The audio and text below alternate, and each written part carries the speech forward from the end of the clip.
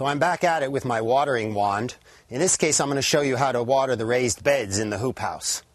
These raised beds are like sponges, and once they grow dry, they resist watering. They resist absorbing water. So it's really important that we keep up with the watering and not get into a chronic dry situation.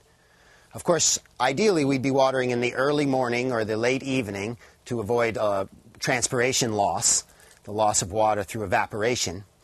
But at this point, we can wash these beds with the same spray action that we used on the trays. And you don't realize just how dry they are under the surface. But these beds can use a second and a third, even a fourth application until they're fully saturated. The advantage of the raised bed, of course, is that once it's saturated, it has the ability to hold that water longer than just a flat, barren ground. And you can see I have a lot of ground to cover. So what I'll do is I'll water an area, and then I'll come back and water it a second time so that it percolates downward.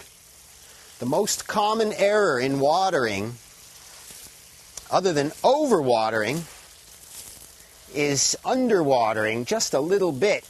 People see the ground is moist and they think they've done their job, whereas the roots underneath might be parched.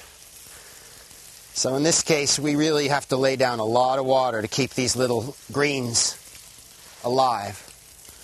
Later on, as they get bigger and develop, they'll need less water because they mulch their own ground and they won't be so shallow-rooted. But in the early stage, we want to apply a whole lot of water to the entire bed.